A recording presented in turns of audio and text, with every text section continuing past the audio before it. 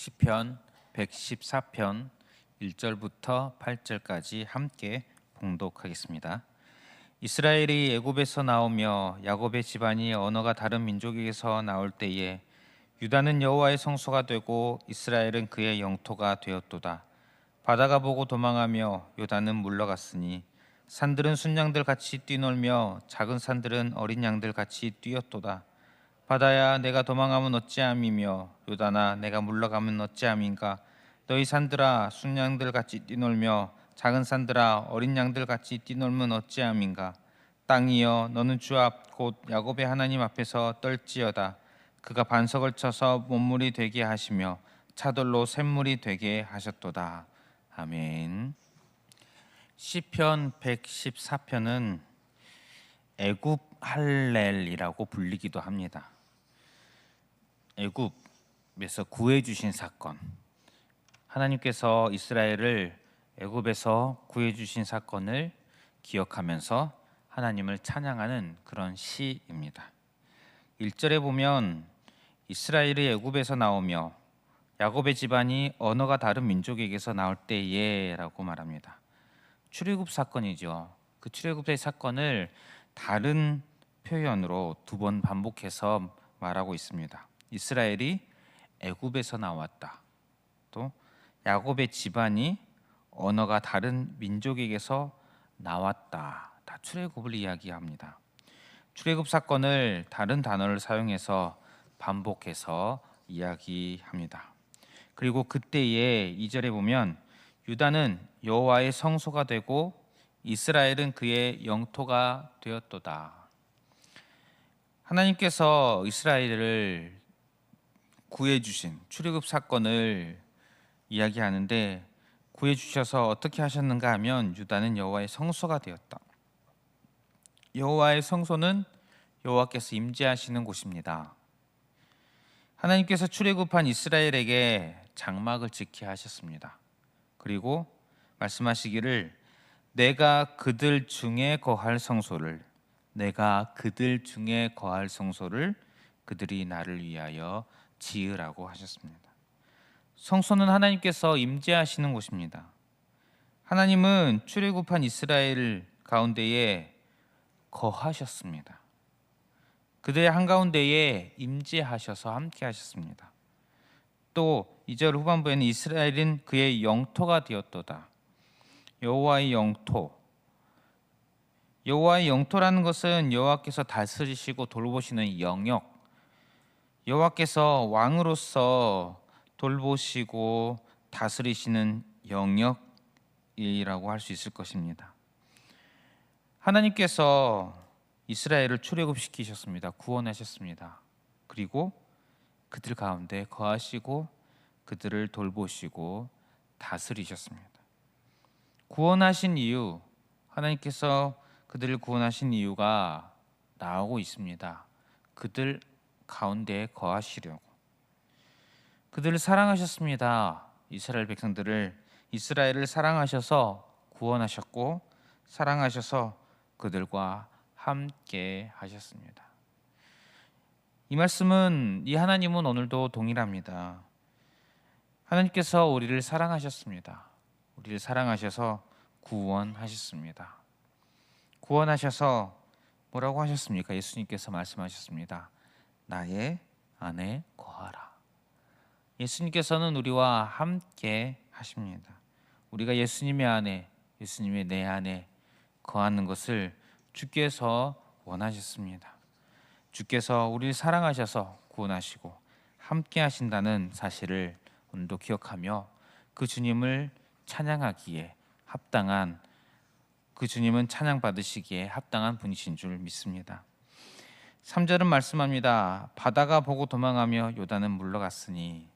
바다, 여전히 출애굽 사건을 이야기하고 있습니다. 바다가 보고 도망하였다. 홍해가 갈라진 사건을 이야기하고 있습니다.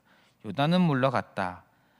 이스라엘이 가나안에 들어갈 때에 요단강이 흐름이 멈추고 마른 땅이 되게 하셔서 건너게 하신 사건 기억하실 것입니다.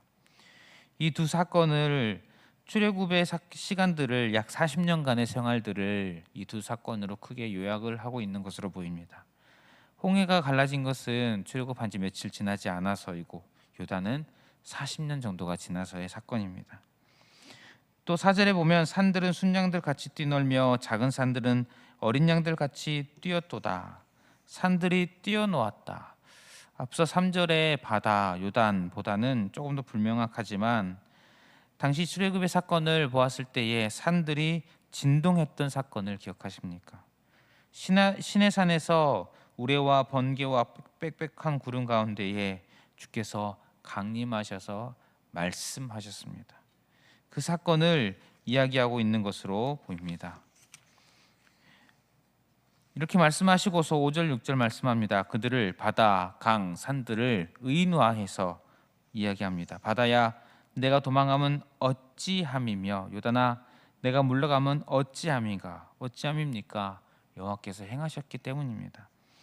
너희 산들아 순양들 같이 뛰놀며 작은 산들아 어린 양들 같이 뛰놀면 어찌함인가 어찌함입니까? 여호와께서 그렇게 행하셨기 때문입니다. 이 시를 지으니 또 이 시를 듣느니 모두가 알고 있습니다. 우리도 알고 있습니다.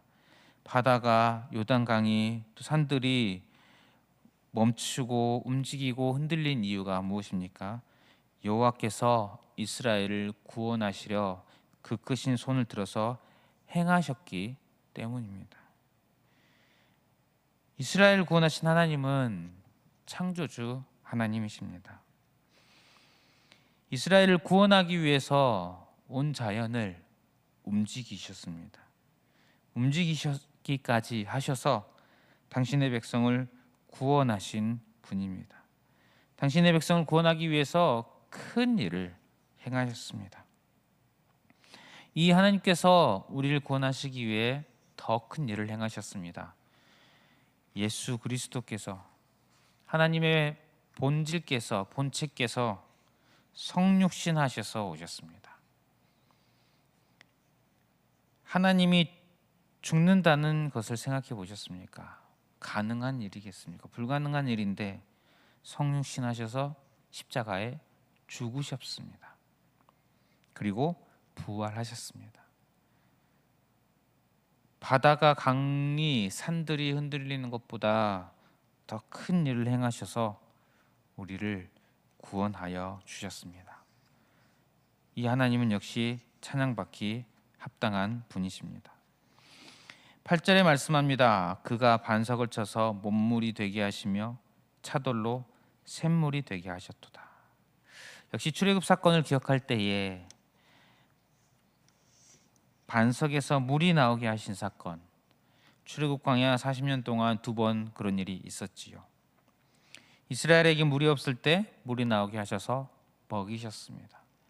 하나님께서 그 크신 행하심으로 이스라엘을 구원하시고 또 그들 가운데 거하시고 먹이신 분이셨음을 또한 고백하며 찬양하고 있습니다.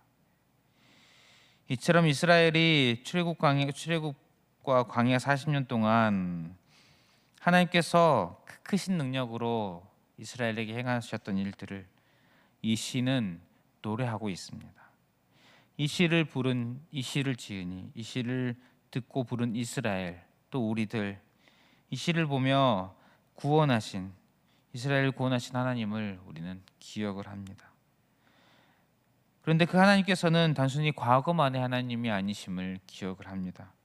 그 주께서 지금도 우리를 구원하셨고 지금도 우리와 함께 하시는 당신의 백성을 위해 항상 일하시고 그 크신 손을 펴서 크게 일하시고 또 함께 하시고 먹이시고 입히시는 분이심을 우리는 믿습니다. 어찌 이 하나님을 우리가 찬양하지 않을 수 있겠습니까?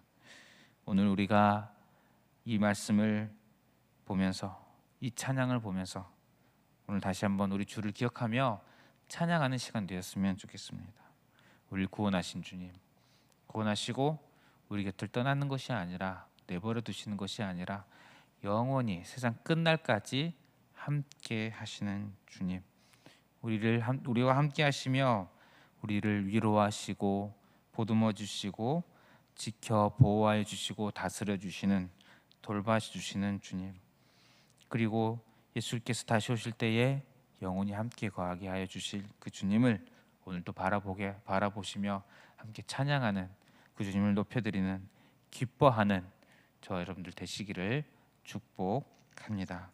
우리 말씀 기억하시면서 기도하겠습니다.